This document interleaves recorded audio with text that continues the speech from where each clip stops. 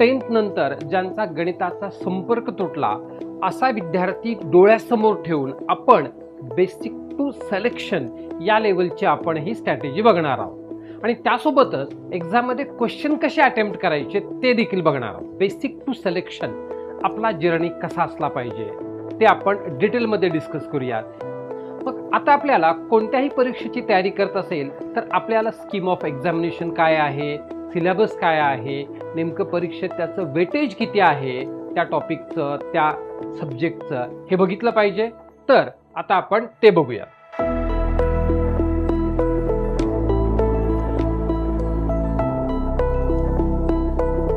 मी नागेश शिंदे शाश्वत अकॅडमीच्या प्लॅटफॉर्मवरती आपलं स्वागत करतो. आता SSC ही आपली टियर 1 आणि टियर 2 ह्या दोन याच्यामध्ये कंडक्ट केली जाते.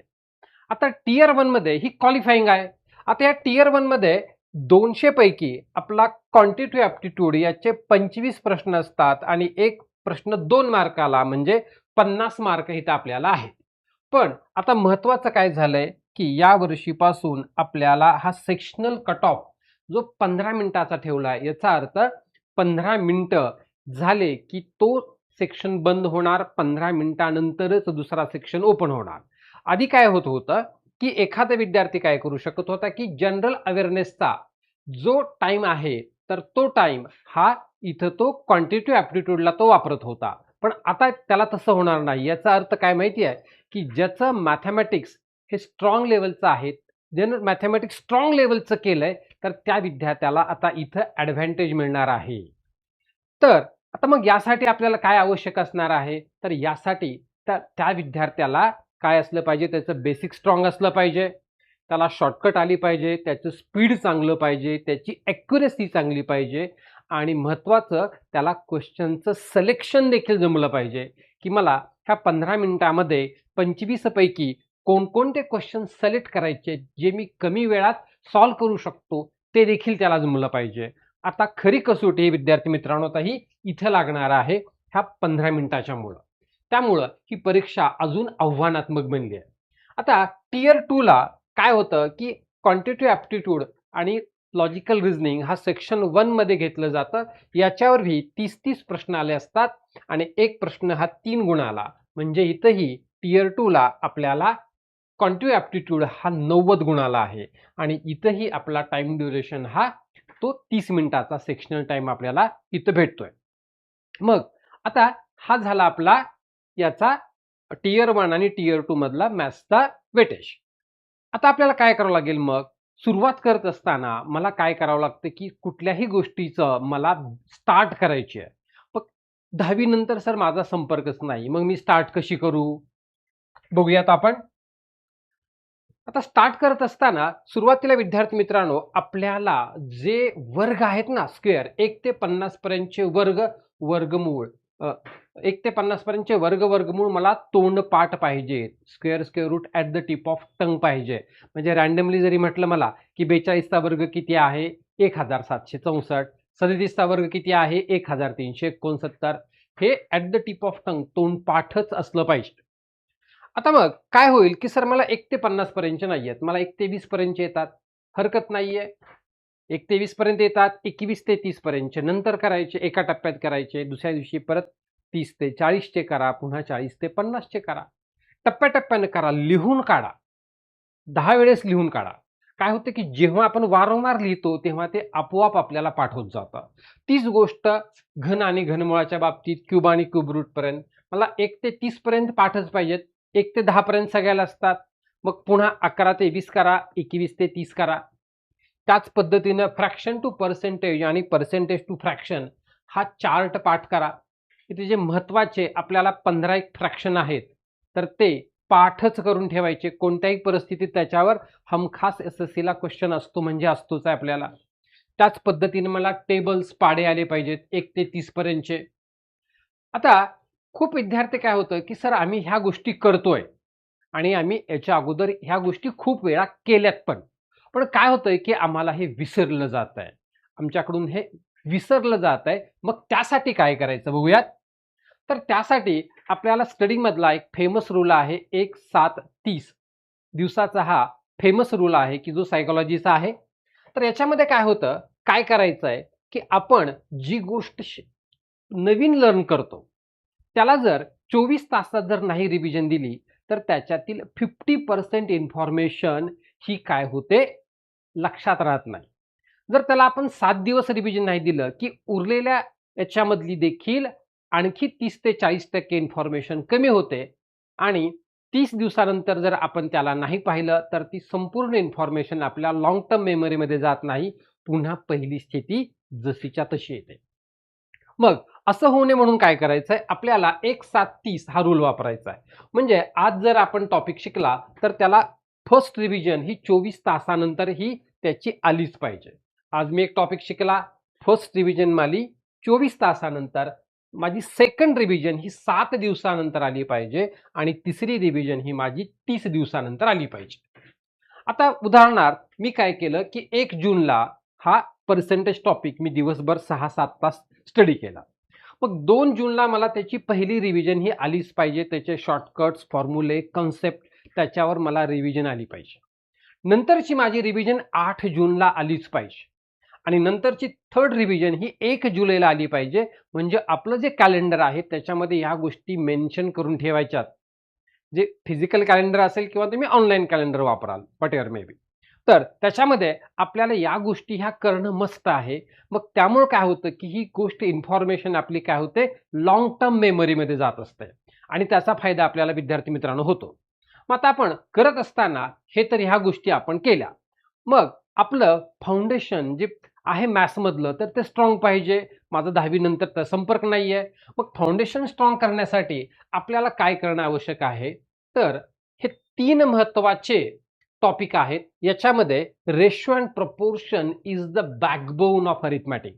सगळ्यात मोस्ट इम्पॉर्टंट टॉपिक म्हटला तर हा रेशो प्रपोर्शन आणि नंतर पर्सेंटेज आणि HCF LCM right hand left hand याचे म्हणू शकतो. ह्या एवढं इम्पॉर्टंट आहे हे फाउंडेशन. आता बघा फाउंडेशन हे कसं असतं, एखादी इमारत आहे. आता इमारतीमध्ये आपण पाया खणतो ना, पाया. तर हा पाया म्हणजे थोडक्यात ह्या 3 टॉपिकच्या बेस कन्सेप्ट आहेत असं समजूयात. पाया खणल्यानंतर मग पुन्हा काय करतात, पिलर उभारले जातात. पिलर म्हणजे आपले फॉर्म्युले. त्यानंतर पुन्हा भिंत बांधली जाते म्हणजे प्रॅक्टिस आहे, सराव आहे. आणि त्यानंतर पुन्हा छत म्हणजे आपला शॉर्टकट आहे आणि सगळी बिल्डिंग बांधून पूर्ण झाली म्हणजे आपलं सिलेक्शन आहे. तर हा असा जर्नी आहे थोडक्यात.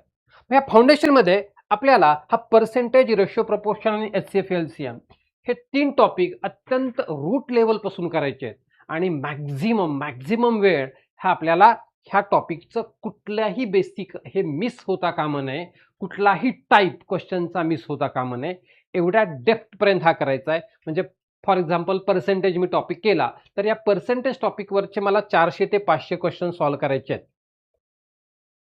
रेशो प्रपोर्शन केला, रेशो प्रपोर्शन मी 400-500 करणार सेम पद्धतीनं. म्हणजे काय होतं की हे टॉपिक हे काय होतात माझे स्ट्रॉंगली होतात. आता हे टॉपिक स्ट्रॉंगली झाल्यानंतर मग पुन्हा आपल्याला काय करायचं आहे, आपल्या इतर टॉपिककडे वळायचं आहे. आता SSCची आपण कोणतीही एक्झाम घेतली मित्रांनो, म्हणजे SSC GD घ्या, MTS घ्या, CGL घ्या, CPO घ्या, व्हॉटएव्हर मे बी, CHSL घ्या, तर आपल्याला असं आढळून येतं की अरिथमॅटिक जे आहे ना, तर अरिथमॅटिकचा आपला वाटा सुमारे 70-75% हा आपला वाटा अरिथमॅटिकचा राहतोय. नंतर नंबर सिस्टीम, अल्जेब्रा जो आहे, तर सिम्प्लिफिकेशन याच्यावर सुमारे 15 ते 20% क्वेश्चन येतात. कधी-कधी मॅक्झिमम क्वेश्चन हे आपल्याला नंबर सिस्टीमवर देखील आपल्याला खूपदा प्रश्न विचारलेला आढळतं आणि पुन्हा 15 ते 20% हे आपला ॲडव्हान्स मॅथवर क्वेश्चन विचारला जातो, ज्यामध्ये मेन्सुरेशन आहे, ट्रिग्नोमेट्री आहे, DI याच्यावरती क्वेश्चन आपल्याला हे 15 ते 20% क्वेश्चन हे असं विचारले जातात. म्हणजे हे साधारणतः आपल्याला ह्या पेपरचं हे असं वेटेज आहे. म्हणजे मोस्ट इम्पॉर्टंट पार्ट हा माझा अरिथमॅटिक आहे. हा अरिथमॅटिक केल्यानंतरच पुन्हा मला काय करायचं आहे, ॲडव्हान्स आणि याला सुरुवात करायची आहे. ज्याचं 10वी नंतर गणिताचा संपर्कच नाही आहे तर त्यांनी अरिथमॅटिक कंप्लीट केल्याशिवाय ॲडव्हान्स मॅथला सुरुवात करायचं नाही आहे. आणि आपण याच्यामध्येही आपल्या बॅचमध्ये त्याचप्रमाणे लेवल, डिफिकल्टी लेवल ही तशीच आपण ठेवणार आहोत. सिम्पल टू मॉडरेट ही डिफिकल्टी लेवल ही आपली राहणार आहे. आता मग एक्झाममध्ये आपल्याला क्वेश्चनला डील कसं करायचं आहे, एक कन्व्हेन्शनल मेथड असते बघा विद्यार्थी मित्रांनो, आणि दुसरी असते की एक्झामसाठी आवश्यक मेथड. पण काय होतं, जी कन्व्हेन्शनल मेथड टाइम कन्झ्युमिंग असते, त्यानंच स्टुडंट काय करत असतो, क्वेश्चन सॉल्व्ह करत असतो. कारण का? कारण त्याला न्यू मेथडनं तो जायला प्रिफर करत नाही. जरी नवीन मेथडनं कमी वेळात उत्तर येत असलं तरी. कारण याच्या पाठीमागं ह्यूमन ब्रेनची एक्झॅक्टली सायकॉलॉजीच आहे. जी गोष्ट त्याला सवयीची असते, तीच गोष्ट माणूस पुन्हा-पुन्हा करत जातो आणि त्यामुळेच खूप विद्यार्थ्यांना यश येत नाही. आता एक्झाममध्ये डील करताना काय करायचं बघा, आपल्याला एस-एस-सीला विचारलेला question, Rupu's income is 20% more than Madhu's income. Madhu's income is less than Rupu's income by. आता इथे मला हे फक्त 20% आणि मोर ह्या दोन शब्दावरून मला याचं उत्तर निघू शकतं. पण याच्यासाठी मला काय पाहिजे होता, percentage to fraction, fraction to percentage हा चार्ट मला at the tip of tongue पाहिजे होता. जसं की 1/5 1/5 म्हणजे किती, 20%. 1/4 म्हटलं की किती, 25%. 1/6 1/6 म्हटलं की 16 2/3%. ह्या गोष्टी मला पाठ असणं आवश्यक होतं. मग आता इथं काय काम झालं असतं बघा, 20%. आता दोन शब्द आहेत, एक आहे 20% आणि एक आहे मोर. आता 20% म्हटलं की 20% म्हटलं की माझं काय असणार आहे, 1/5. आता इथे मला म्हटलंय मोर आहे, जास्त आहे. आता मोर आहे म्हटल्यानंतर हा जो न्यूमरेटर आहे तर याच्यामध्ये प्लस करायचा आणि सर जर इथे 20% लेस असतं तर हा न्यूमरेटर ह्याच्यातून मायनस केला असता. मग हा फ्रॅक्शन माझा काय होईल, जर एक हा 5 मध्ये ऍड केला तर तो 5 आणि 1 6 होईल ना. मग 1/6 मला माहिती आहे, पर्सेंटेज टू फ्रॅक्शन 1/6 म्हणजे किती आहे, 16 2/3%. झालं माझं उत्तर. म्हणजे पहा, जर मला पर्सेंटेज टू फ्रॅक्शन माहित असता आणि ही ट्रिक जर माहित असती तर मला कुठल्याही पेनचा न वापर करता जस्ट ऑब्झर्व करून मी 2 सेकंदामध्ये याला क्लिक केलं असतं. 20% 1/5 मोर 1/6 16 2/3 क्लिक करून 2 सेकंदात मी पुढे गेलो असतो. हाच फरक पडतो, कारण मला सेक्शनल टायमिंगमुळं या गोष्टी करणं माझ्यासाठी फार important बनलंय. In an election between P and Q, P gets 40% of the total votes and thus loses by 10 votes. The total number of votes is. आता याला एक्झाम मध्ये मला सॉल्व कसं करायचं आहे. आता बघा, आपण शिकत असताना काय करणार, दोन पद्धती बघणार. एक पद्धत बघणार बेसिक पद्धत, जी की कन्व्हेन्शनल पद्धतीनं, जी की तुम्हाला माहित असलेली पद्धत, आणि दुसरी पद्धत एक्झाम साठीची पद्धत. पण आता आपण काय करतोय, आता आपण एक्झाम साठीची पद्धतच बघतोय, जेणेकरून तुम्हाला एक आयडिया येईल की मला हे का बघतोय, कारण 15 मिनिटांमध्ये मला मॅक्झिमम क्वेश्चन डील करायचे आहेत. मग त्यासाठी या गोष्टी मला कळणं आवश्यक आहे, तर त्यासाठी आपण ह्या पद्धतीने जातोय. आता काय करायचं बघा, 50% मार्क कुठलंही एखादं विन असेल, विन होण्यासाठी 50% पेक्षा जास्त मार्क घेणं, जास्त मतं मिळवणं आवश्यक आहे. मग आता 50% ही आपला बेंचमार्क आहे. मग डिफरन्स किती आहे, 10%चा, त्याला ऑलवेज डबल करायचं, हीच ट्रिक आहे. त्याला ऑलवेज डबल करायचं, म्हणजे 20% म्हणजेच 10 वोट. जो डिफरन्स आहे की नाही, तर तो असला तर एकूण मतं म्हणजे किती, 100%. आता मला माहिती आहे 20%, 100% साठी मला याला 5 न मल्टिप्लाय करावं लागेल. मी याला पण 5 न मल्टिप्लाय करणार. 5 10 50 वोट्स. जर ही गोष्ट माहित असती तर इथंही आपण जस्ट मेंटल कॅल्क्युलेशन करून आपल्याला करता आलं असतं. 40 10%, 20% म्हणजे 10, 100% म्हणजे 50. आता ज्या काही गोष्टी आहेत की तिथे विद्यार्थी मित्रांनो आपल्याला फॉर्म्युले पाठच असले पाहिजेत, तिथं आपण फॉर्म्युले पाठ असल्याशिवाय काही करू शकत नाही. उदाहरणार्थ, हा एरिया व्हॉल्यूम मेन्सुरेशनचा क्वेश्चन आपल्याला विचारलेला एसएससीनं.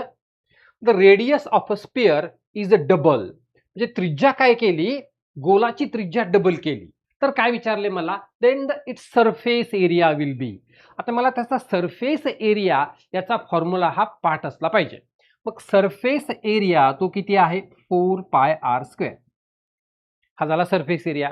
आता रेडियस त्रिज्या डबल केली म्हणजे r ची 2r होईल, 4π 2r². 2 चा वर्ग 4, 4r² म्हणजे किती आली ती, 16πr². आता πr² मी कॅन्सल केलं. 4ची 16 झाली, 4ची 16 झाली म्हणजे 12ची इन्क्रीमेंट झाली. कितीमध्ये? 4 मध्ये. पर्सेंटेज काढण्यासाठी 100 मल्टिप्लाय करतो म्हणजे किती टक्क्यानं वाढली? 300% त्याच्यात वाढ झाली. The salaries of A, B, C are in the ratio 2:3:4. If increments of 30%, 20% and 10% are allowed respectively in their salaries, then what will be the new ratio of their salaries? आता बघा, इथं आपल्याला A, B, C यांची salary दिली आहे. म्हणजे ratio दिलाय. किती दिलाय? 2:3:4. मी ह्याला 20, 30, 40 घेऊ शकतो का? रेशो सेम राहणार आहे. 200, 300, 400 घेऊ शकतो.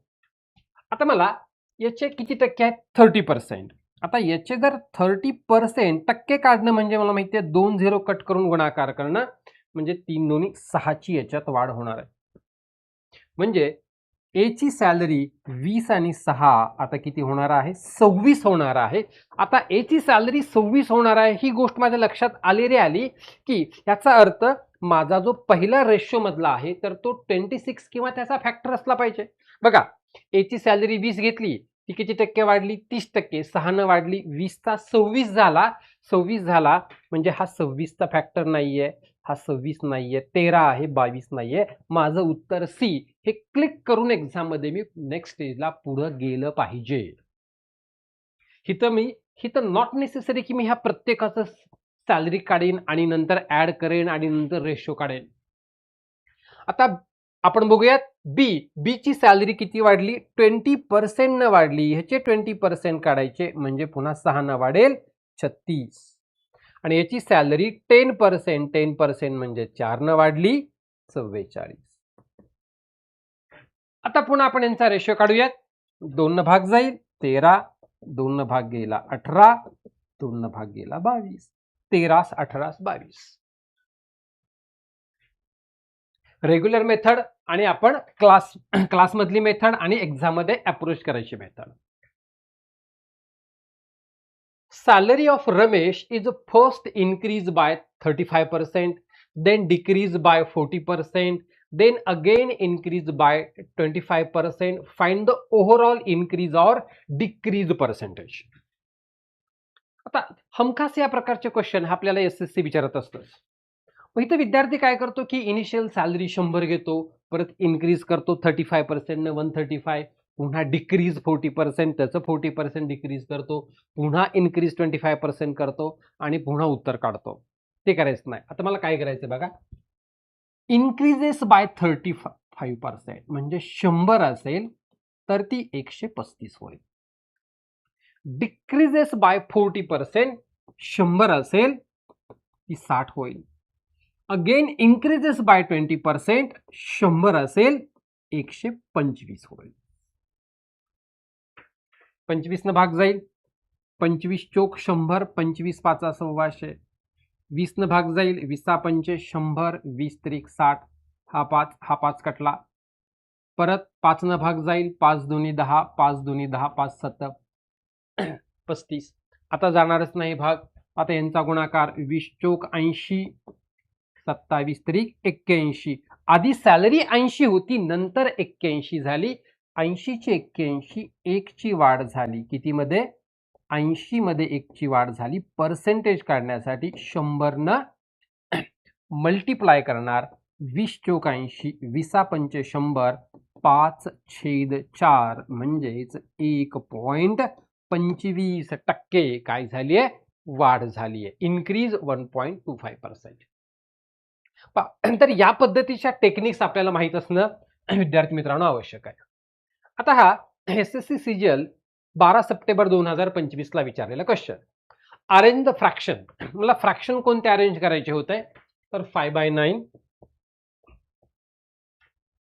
4/7 हा एसएससी सीजीएल टियर 1 ला विचारलेला, 3/5 आणि 2/3 इन द असेंडिंग ऑर्डर, चढत्या क्रमात मांडायच्या.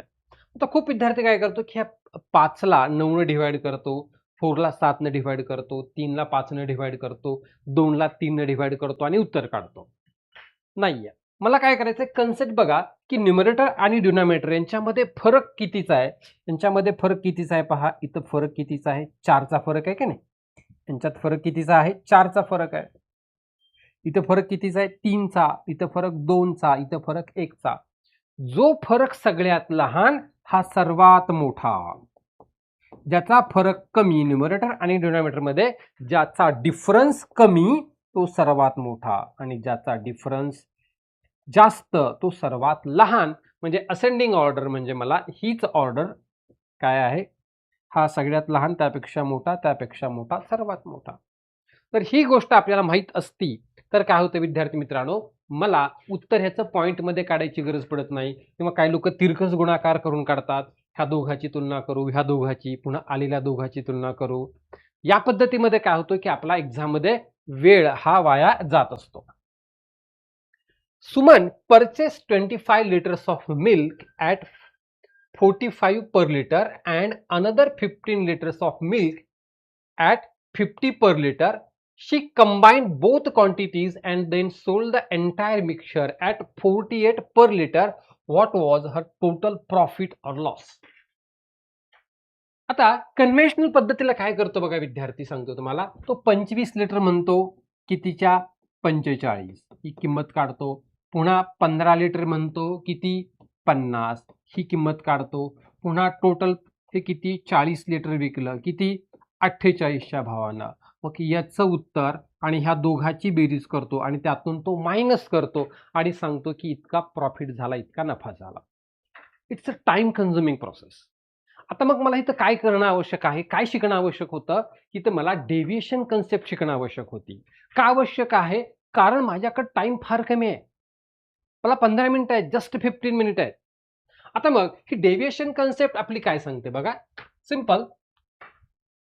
हे आहे 25 लिटर घेतलं आणि याची क्वांटिटी किती होती, ₹45. आता हे 15 लिटर क्वांटिटी आहे आणि ह्याची किंमत किती होती, 50, आणि ओव्हरऑल मिक्सचर किती रुपयाला विकलं, 48ला विकलं आहे. आता ह्याचा अर्थ काय बघा, डेव्हिएशन कन्सेप्ट समजून घ्या. 45 रुपयाची वस्तू 48 रुपयाला विकली, म्हणजे एका किलो मागं 3 रुपये इथं प्रॉफिट झालाय. हा +3 असे किती किलो होते, 25 किलो होते. आता 50 रुपयाची वस्तू 48ला विकली, म्हणजे एका किलो मागं माझा 2 रुपयाचा लॉस झालाय. असे किती किलो विकलेत, 15 किलो विकलेत. म्हणजे 25 त्रिक 75 प्लस 75 वजा 30 म्हणजे प्लस 45 रुपये. याचा अर्थ मला 45 रुपये काय झालाय, नफा झालाय, फायदा झालाय, प्रॉफिट 25. जेव्हा आपल्याला माझा प्रचंड ट्रिमंडस लेवलचा सराव होतो विद्यार्थी मित्रांनो, तेव्हा ह्या गोष्टी मला इथंच करता येतात. 45 48 3 25 त्रिक 75, 48 हे -2, हे 2 हा हे 15 गुणिले 2, 2 गुणिले 15, 30 75 45 रुपये. बस. म्हणजे जेव्हा लेवल होते तेव्हा माझं गणित इथंच होतं, मला पटकन एवढेच आकडेमोड होतात. 25 त्रिक 75 वजा 30, बस. नंतर प्रॅक्टिसनं मला 75 वजा 30 बरोबर 45. ह्याच लेवलचं, ह्याच कॅल्क्युलेशनच्या स्टेजला आपल्याला यायचं विद्यार्थी मित्रांनो.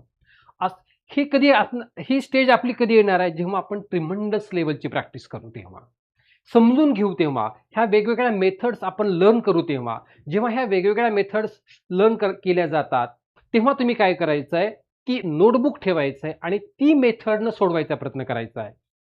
तुम्ही कुणाकडूनही शिका, पण त्या मेथडला हे लर्न करत असताना विद्यार्थी मित्रांनो, तर ही गोष्ट आली पाहिजे की मला कमीत कमी वेळात ते आलं पाहिजे. मिनिमम टाइममध्ये ती गोष्ट मला येते का ते जमलं पाहिजे आणि त्यासाठी मला सराव आला पाहिजे. A 40 liter mixture contains juice and water in the ratio 5:3. How much water in liter must be added to this mixture to change the ratio of juice to water to 2:3? आता पहा, इथं ज्यूस आणि water, juice आणि water आधी काय होतं, हा ratio किती होता, 5:3 होता, 5:3. आता तो रेशो काय केला जातोय, 2:3 केला जातोय आणि याच्यामध्ये आपण काय ऍड करतोय, वॉटर ऍड करतोय. आता पहा, how much water in the litre must be added. आता वॉटर ऍड करतोय याचा अर्थ ज्यूसची क्वांटिटी समान असली पाहिजे. आता ज्यूसची क्वांटिटी इथं 5 आहे, इथं 2 आहे. 5 आणि 2 यांचा एलसीएम 10. यासाठी एलसीएम महत्वाचा आहे. मग 10 आणण्यासाठी इथं आपण काय करणार पहा, याला 2 न मल्टिप्लाय करणार, याला 2 न आणि याला 5 न मल्टिप्लाय, यालाही 5 न मल्टिप्लाय. आता किती झालं पहा, हे 3 दोन्ही 6 आणि 5 त्रिक 15, 9 युनिट वॉटर ऍड केला. पण 1 युनिटची किंमत कशी काढणार, तर 1 युनिट बरोबर किती आलं बघा, ओरिजिनल मिक्सचर किती होतं, 40 लिटर होतं, हे 40 भागिले आता ही क्वांटिटीची बेरीज. ज्यूस किती होतं 10 आणि वॉटर 6, 10 आणि 6 16, 4 न भाग जाईल, 4 चौक 16, 4 10 40, 2 5 2.5. 1 युनिट बरोबर 2.5, वॉटर 9 युनिट ऍड होतं 2.5, 25 9 सव्वा 200. यासाठी टेबल पाठ पाहिजेत मला. 225 एक दशांश चिन्ह शिफ्ट झालं, 22.5 लिटर, 22.5 लिटर्स. विद्यार्थी मित्रांनो, आता पहा, आता आपल्याला एसएससी सीजीएल काय करतं की काही ॲडव्हान्स लेवलची पण गणितं विचारतं, काही टफ लेवलची गणितं असतात. हा एसएससी सीजीएलला विचारलेला क्वेश्चन.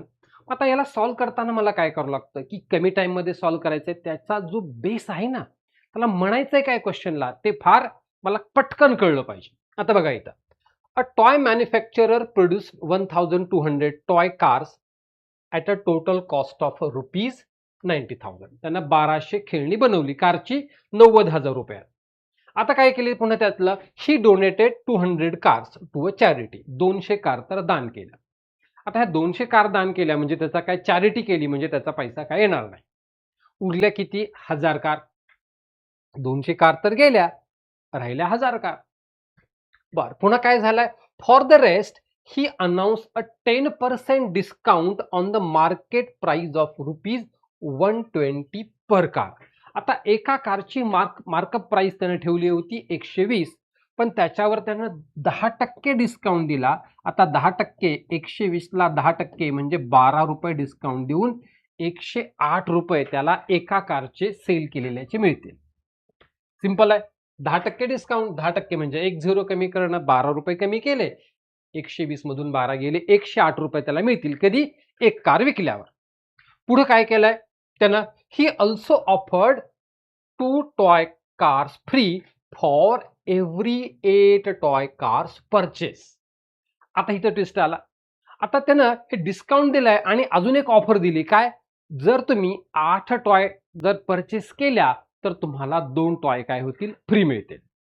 आता मग 2 टॉय फ्री मिळतील ह्याचा अर्थ काय बघा विद्यार्थी मित्रांनो, जर त्यानं 10 कार सेल केल्या तर 2 कार तर फ्री मध्ये जाणार आहेत, 2 कार फ्री मध्ये जाणार आहेत आणि जो पैसे असणारा आहे, जो पैसे मनी मिळणार आहे, तर फक्त 8च कारचा पैसा मिळणार आहे ना. त्याला पैसा किती कारचा मिळणार आहे, फक्त 8 कारचा. का, 10 कार विकल्या तरी पण त्याला 2 कार तर अजून फ्री मध्ये चालल्या म्हणजे 8च कारचा पैसा मिळणार आहे.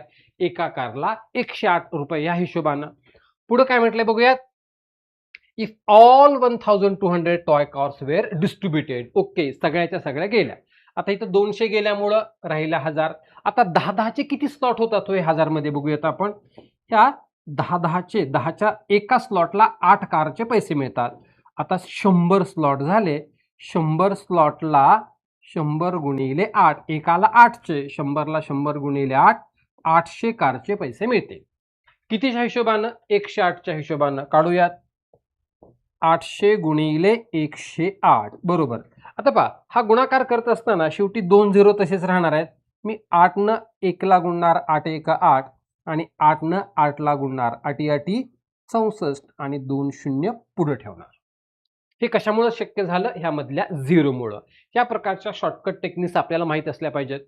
आता 86,400 रुपये विकून आले, 86,400, पण टोटल कॉस्ट किती होती, 90,000 रुपये होती. म्हणजे 90,000 रुपयाची वस्तू 86,400 ला विकली जाते. म्हणजेच इथं काय झालेलं आहे, लॉस झाला आहे. किती रुपये लॉस झालाय, ₹3600 लॉस झालाय. आणि आपल्याला माहिती आहे लॉस पर्सेंट किंवा गेन पर्सेंट आपण ऑलवेज कॉस्ट प्राइसवर काढत असतो. शेकडा नफा किंवा शेकडा तोटा आपण नेहमी खरेदी किमतीवर काढतो. म्हणजे इथं झालेला हा 3600 रुपये तोटा कितीमध्ये आहे? ह्या 90,000ला 3600 तोटा टक्केसाठी गुणिले 100, 20 20 9 चोक 36. किती टक्के? 4% लॉस होतोय.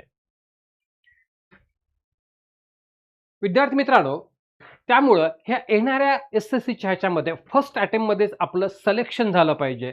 हा दृष्टिकोन डोळ्यासमोर ठेवून शाश्वतनं SSC 2026 ही बॅच आपली लॉन्च केली आहे. ही बॅच आपली 15 जून पासून सुरुवात होते विद्यार्थी मित्रांनो.